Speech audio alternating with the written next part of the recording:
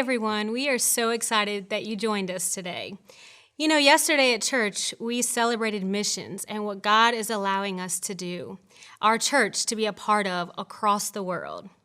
We loved that so much that we wanted to dig deeper in this week's Devos. So this week, you get a special treat and you will learn from some of our international campus pastors and our missions department, which I am so grateful to be a part of.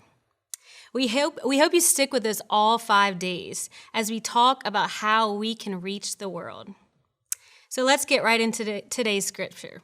It's from Romans 10:14 through 15.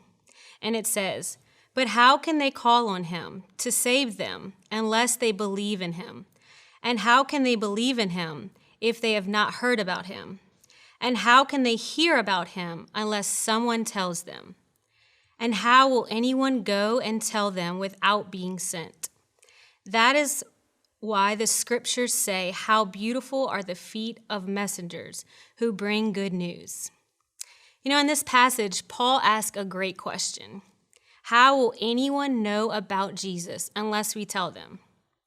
There are 7.8 billion people in this world, and only 30% claim to know Jesus.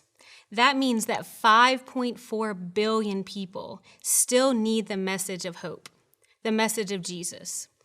And God has called his church to take that message into the world. At HPC, we do that in a couple ways. We do that through our international campuses. We have 4 of them. And we also support missionaries that are on the ground doing work. And we also support partnering with different organizations who are making an impact that maybe we can't do.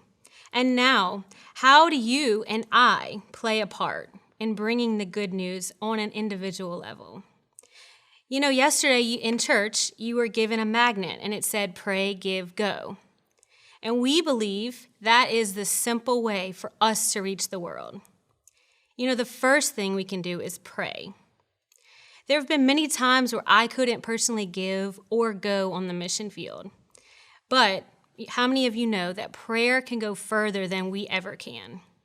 God can use prayer to impact people that I'll never meet. I have nothing on my fridge at home. My family always makes fun of me. I don't like clutter on the fridge, but I am committing to putting that magnet on our fridge and scanning that QR code and praying for the people of our different campuses and the missionaries that we support. And I'm going to commit to our family praying together as well. I'm going to get our kids involved. The second thing we can do is give. We have a very generous church. And because of your generosity, we are able to have those campuses and support organizations. And I know we aren't always able to give. But you know what? Instead of going to Starbucks on the way to the church, you can grab your snacks and your coffee in the Mission Cafe, which goes 100% of all the proceeds goes back into the mission field. It's just a small way that you can make an impact. And the last thing we can do is we can go.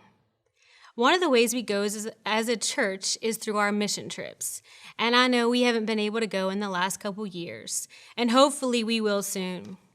But going doesn't always mean getting on a plane and crossing the ocean. Sometimes it means going across the street and speaking to that neighbor, or,